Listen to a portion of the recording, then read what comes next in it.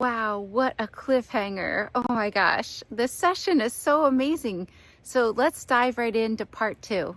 In a world where dreams collide, Sarah's voice a gentle guide through the realms of time and space. She takes us to a sacred place. Now, looking back on the agreement that you did with the Grace, how do you feel about it?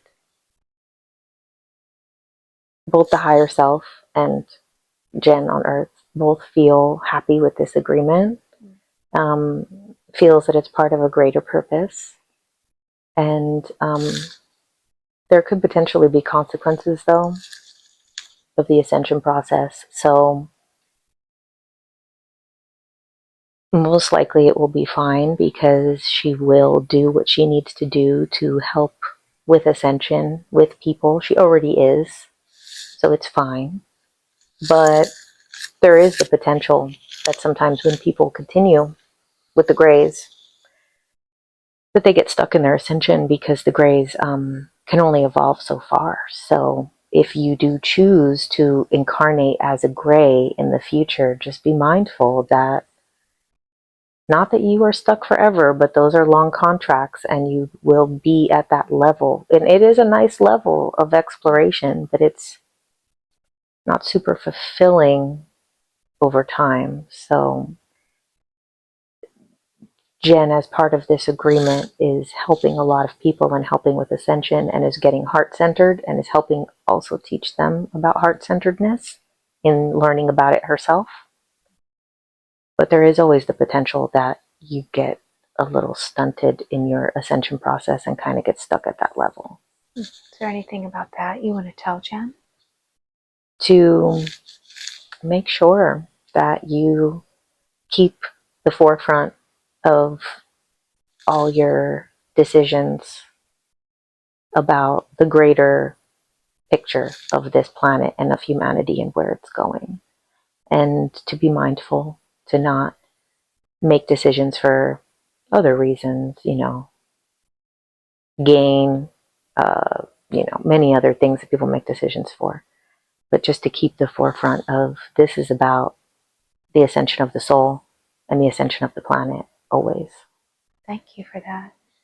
What about the Pleiadians? What is their purpose or mission in relation to Earth and humanity? The Pleiadians are very beautiful beings, and they find a lot of joy in what they are doing with humans. There are many that are incarnated here. They can have similar experiences in their world, including the negative ones. Many people don't believe that they have that, but they do. So this is very fun for them, but they also, like the Greys, like all beings, everyone is also doing for themselves as well. Even Source is doing for itself, for its own expansion. Everything is also doing for itself. There's never 100% selflessness. So they also are benefiting from this exchange with humans of their own process. They are basically getting a golden ticket of ascension. They're going to, if they complete their side of the deal that they wanted, it's going to be a huge jump for them. What will happen to them, and what is their side of the deal? This might be oversimplified, but the concept of 5D, it would be like jumping to 7D or 8D or 9D if they get humans to jump up. Oh, wow. So it sounds like they have a lot invested in this then. Mm-hmm. And they're fine where they are, but we are all trying to go through this process and find out what's on the next level. How are they interacting with humans in this time? Consciously, through the mind, through the heart. They are less physical. There are times that people have said that they've seen Pleiadian craft Those are more interdimensional on a conscious level that just appear to be more physical because they're not traveling here in that way. Oh, they're not. No, it's can feel real just as everything else feels real. And this is, you know, a vibration that we're all in. Mm-hmm. So it can feel real, but it is different than the grays, whereas the grays are sending actual little robot beings here. What do they think about our current spiritual evolution? What is their perspective on it? They think it's beautiful, and they're very, it lights them up. Do they have any advice for us as we go through this ascension?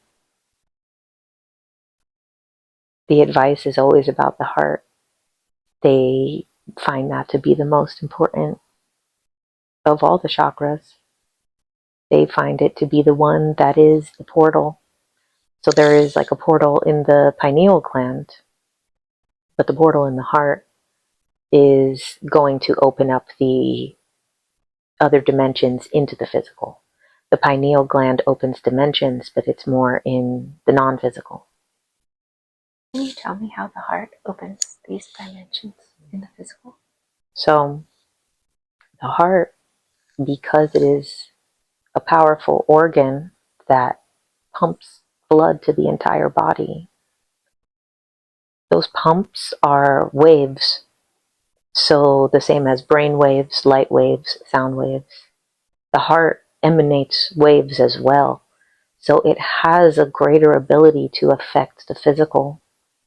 It pulses those waves and affects the light sound waves around it. Wow. Okay. How many souls connected to the Pleiadians are incarnated on Earth as humans? What roles are these people playing?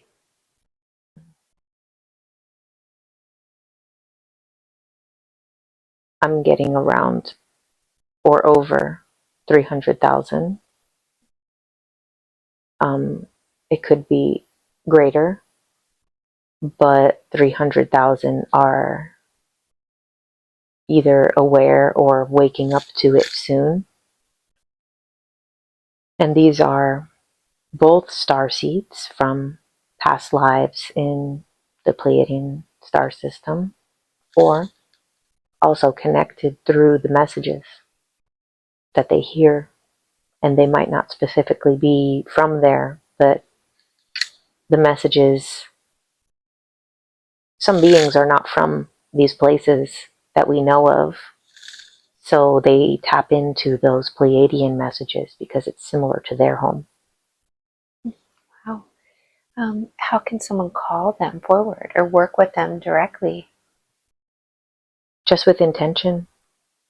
Could become heart-centered, tap into the heart, quiet your space, quiet your mind, and ask them to come forward. But again, be mindful because they're very eager. They're very eager to speak with you. So it might cause a lot of shifts in your life to pull that energy forward because they are ready. They're standing by. Wow. Are there any traits or characteristics that people have when they're incarnated from the Pleiades? The typical ones of being loving, emotional, but also less commonly known is almost a negative trait of seeing the good too long. Like people who stay in bad relationships too long and they have such a big heart and they say, oh, but I know they're a good person deep down. Those are also traits that when the Pleiadian energy comes into the human body that play out on the the negative spectrum is it can almost be detrimental to the self by seeing the good too much. So yes, these heart-centeredness and those good ones that everybody knows about, but also sometimes it plays out in that other way as well. Oh, wow. Good to know. Are there any misconceptions about them that they wish to clarify for people? Nothing is 100% love and light, even in the fifth dimension. And they also have egos and range of emotions, and maybe don't get easily as annoyed or frustrated because they have a greater understanding, but there are egos as well in the Pleiadian energies as well. Even channeling some Pleiadians, they can have a bit of an inflated ego when they come through. So, and also that some of the messages are tailored to your understanding, not tailored to the 100% truth. Oh, that's interesting. How do they share their wisdom, and through what methods do they communicate? Channeling, through meditation, through dream, less through synchronicity. When you experience the Pleiadian synchronicities, we don't have much ability to change the physical surroundings, but that is from the person themselves. The person is co-creating with the matrix around them and creating those confirmations of Pleiadians. That is not exactly our doing. That is, we can help with the body though, because we can help you to consciously direct your energy of what you can do. So we can assist in the body. What do you mean? What can you do? Like if someone had an issue in their body and they called upon you, would you heal them? We actually have an ability to help guide them. So it's them doing it themselves more times, and we have the ability to kind of, if they are visualizing, to assist and heighten it, because we can connect with their consciousness very deeply and from their heart very deeply. So it might seem that we are doing the healing, but it is the person with our nudging. Do you take something in return? Not in those times, no. Our thing that we get is a greater collective, which would be the ascension of us and our people. Okay. So we don't take small things. What do you think about the Greys? We have worked with them. We also understand their efficiency, and sometimes they are extremely efficient, the most efficient to get things done at times, but we don't agree with all of their methods. Sometimes we would see that as interference, and but we appreciate their place because somebody has to do that. Which methods do you not agree with, and what is their place? What are they doing that you find to be important? They've taken a role of, similar to a gardener or they're the one who's going to go in there and clean it up and do the things that need to be done. You know, sometimes the dirty work, not in a bad way, but sometimes the messy work that those of us who are not involved directly will sit back and let it play out. They would prefer to take things into their own hands. So those type of things are good because they do help humanity and they are needed. But we also sometimes feel that because they do not have the mentality of humans, that they might be inferring things that they want or need that are not actually aligned with what that human wants or needs. Well, that's really good to know. How are the Pleiadian star seeds contributing to Earth's evolution? It's huge. It's huge. They're doing a massive, massive healing on this planet. It won't be completed in this lifetime. It is an ongoing process, but there will be some of the greatest foundation built from the Pleiadian starseeds. Wow. What are the most important lessons that you wish to teach humanity? The power of the heart and the power of love. What is the connection between the Pleiadians and ancient Earth civilizations? So earlier versions of Pleiadians, our ancestors, Pleiadian ancestors, had a very strong hand. We have evolved a lot since then. The less evolved versions of our species had a heavier hand in ancient Earth and absolutely contributed to early humans, to some of their discoveries, but to also maybe not honoring them as much as we do. We understand we honor all beings now, but the earlier versions of Pleiadians were still learning that. They were still figuring out that even an unevolved being deserves all of its free will. Are there any warnings or advice you wish to give humanity?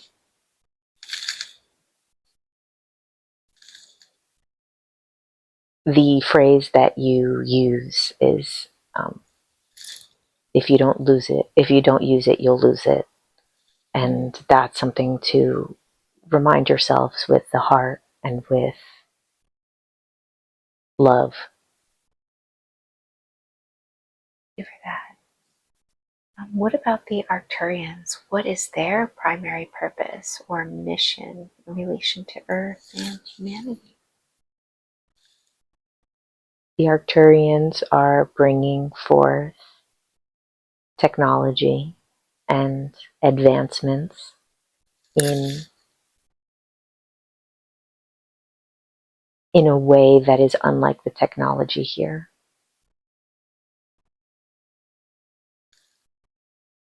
Tell me more. It is more integrated with consciousness, and it is using materials in a more natural state instead of modifying them as much. They can be used closer to the way that they were intended to. How are they interacting with humans in this time? Through the starseeds, the people who were Arcturians before, we are giving them the information that they need in order to anchor this technology here. But it's very advanced, so we don't expect them to just go invent it. What are you doing with them, and how can someone know if this is happening to them? Do they know this? Do they have a sense? Yes, many of them know. There are some coming onto it, but the Arcturian connection is very certain. The people who are Arcturian and are connected to them feel it very strongly without doubt. And that connection is very solid. So those Arcturian starseeds who suspect and feel it, they really know.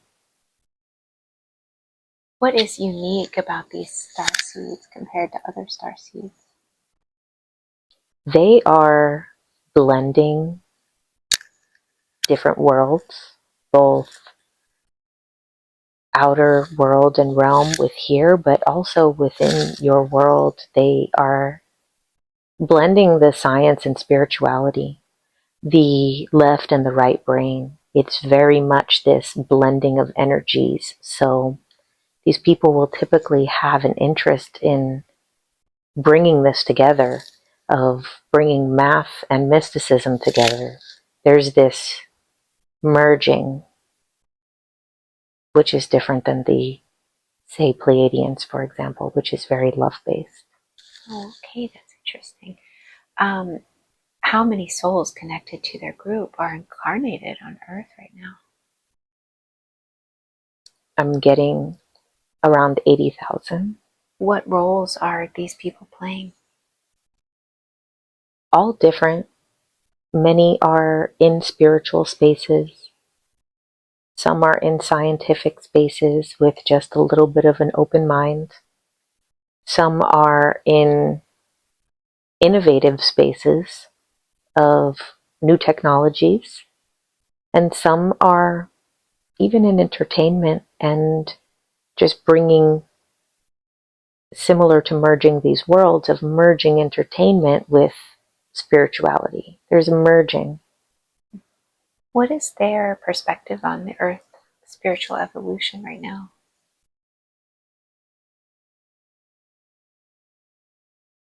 It's going very well. It almost seemed as it might not have happened at points in the past. But now the trajectory is on the right track and it's moving. Okay, that's really good to know.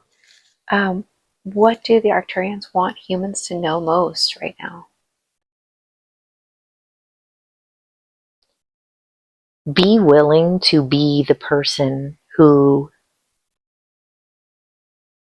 takes something different and brings it somewhere else. So, for example, if you are in science and you have an interest in psychedelics, don't be afraid to bring something different around your peers. Or if you are in religion and you want to bring alternative spirituality, do it. That merging is what's needed. Wow. Okay. Are there any warnings or advice you wish to give humanity?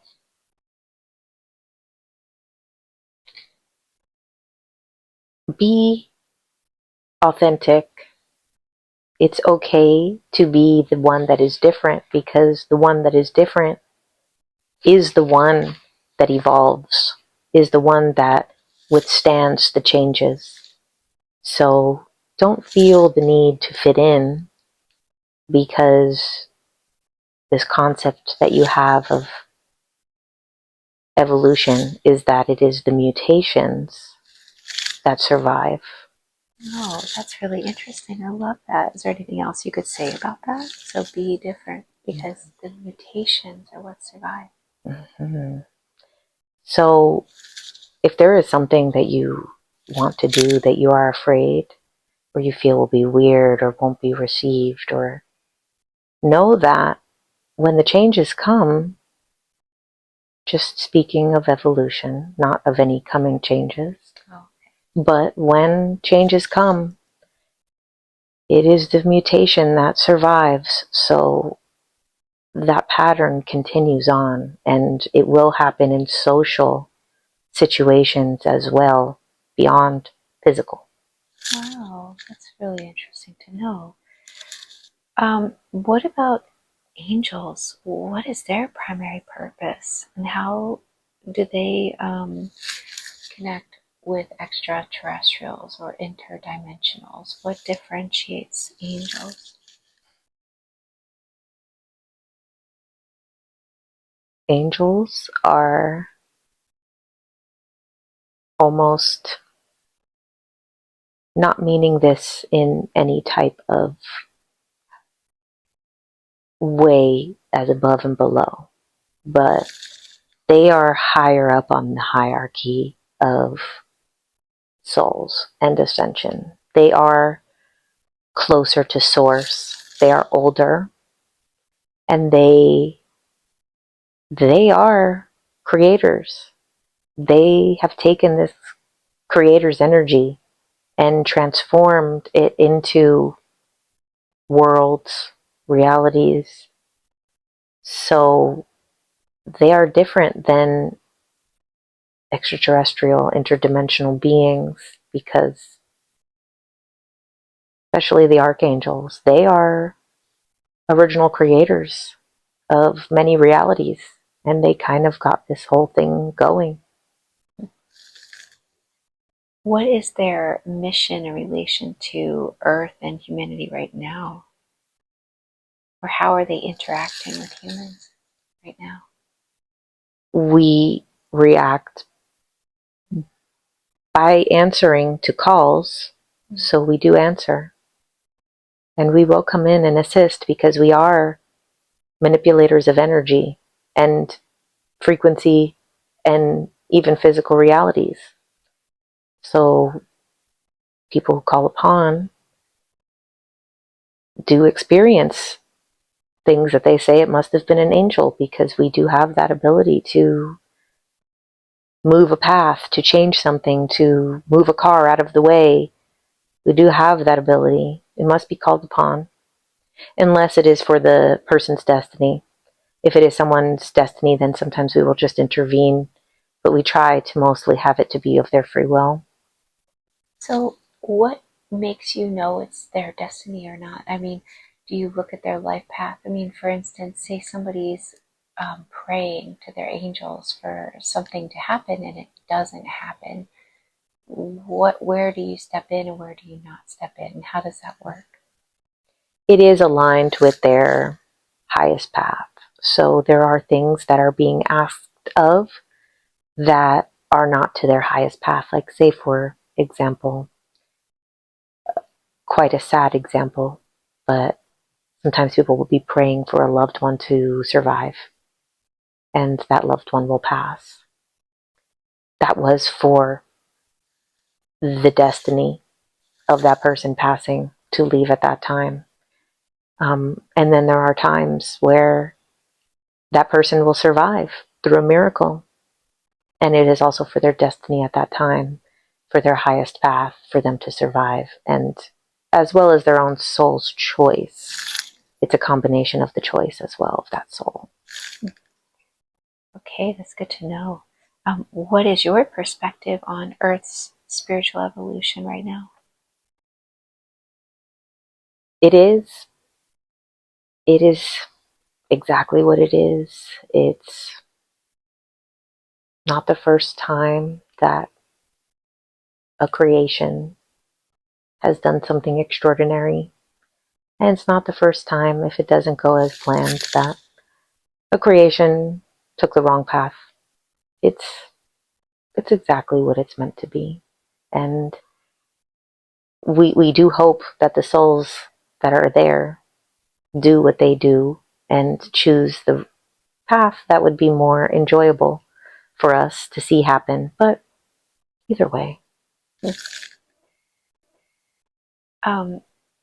Do you have any advice for humanity?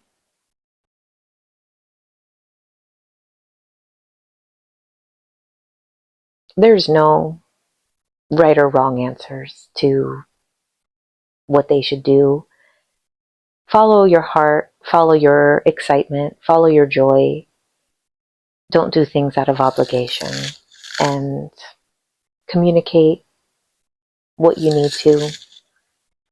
If you don't want to do something, tell someone that you don't want to do it, and everything will be fine.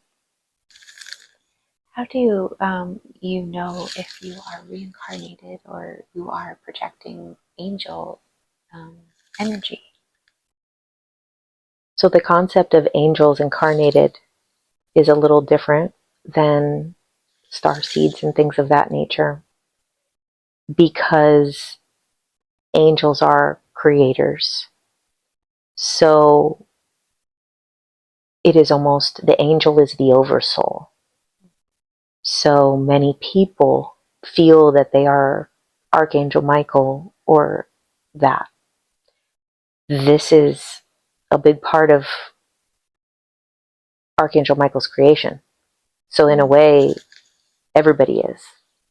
But there are people more tapped into that energy, so they might feel that they are one of these angels, and they are, but it is an oversoul. It is like millions of people are. Okay, that's good to know. What about blue beings? Who or what are the blue beings that many people see?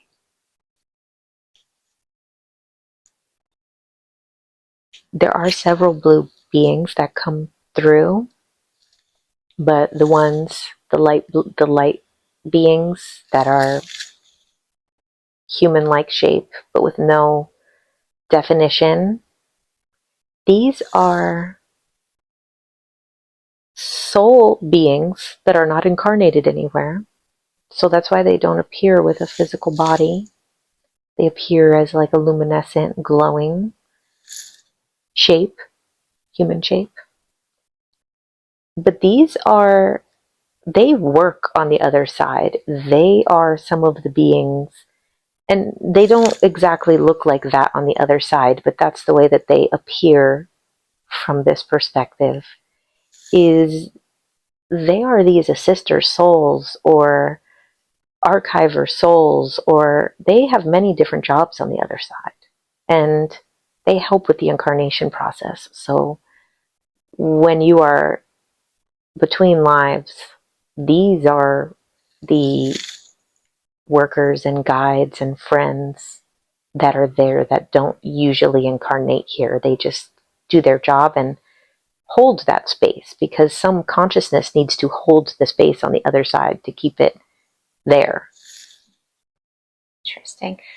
Where are they located and how do they exist? Like, how do they exist? A dimension, planet, star system? So what would be kind of maybe called the other side, the not incarnated side, the place where souls are, it is a realm that is created by many beings.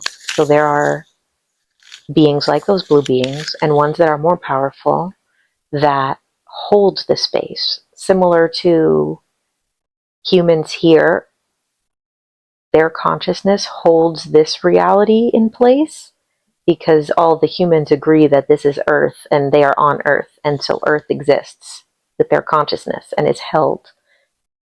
And on the other side, there's beings that have to hold the other side. It wouldn't exist if those beings didn't use their consciousness to hold it there. And they create this other space to make the ascension process more clear.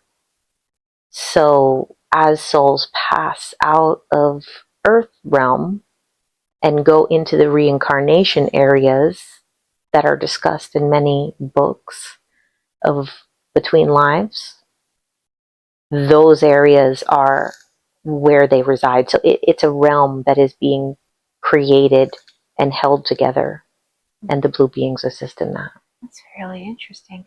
What is their purpose or their mission in relationship to Earth and humanity? So they will come sometimes particularly connected to, and there are multiple blue beings. Sometimes people will see Arcturians and things as blue beings, but these light beings that people experience again and again, these blue light beings, they are very connected to things connected to incarnating. So, for example, if you are cutting a karmic tie or healing a karmic tie with someone, or a soul contract, or a soul family member, or things of that nature, of those agreements and those contracts, or choosing this life, or choosing to leave, or choosing to stay, or getting onto your life purpose, stepping into your life purpose, they might come to you in meditation. So it's very connected to the soul contracts. They are keepers of that stuff. Wow, that's so interesting. What is Jen's relationship to the blue being she interacts with? Well, as we said, she has a teacher type of role. So she works with the blue beings, and they are like family. Okay, that's so interesting. What about the Orion beings? What is their role in the galactic story and humanity's evolution? So there are many beings from Orion, but the Orion story is the same pattern, the same imprint that is happening all over. And it is this, like a pinnacle of this duality story. And the things that are playing out on Earth, the left and right, the wars, the blue, the red, the stuff like that. It is a pinnacle of that. It is like an original imprint of that. That's interesting. Are there lessons or karma between Orion beings and humanity then? Yes, and many beings have previously been on Orion, but this has a ripple effect. It is one of the earlier versions of this playing out. So it's like an ancestral tie, but with archetypes. So it's like overlaid onto all the realities in this universe. That's really interesting. How do their experiences differ from other star races, like the Pleiadians or Arcturians? Because they have not originated, it happened before them, but because they are one of the early versions of like war and battle and opposing sides, a lot of other beings chose not to go down that type of duality. There are other types of duality that are not as extreme.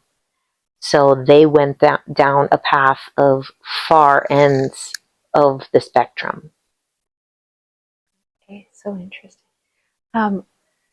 Going to the UFO and the government, why has the government delayed full disclosure about UAPs and extraterrestrial contact? If you like this content, don't forget to like and subscribe, and head on over to JK Ultra's channel where you're going to find more mind-blowing sessions.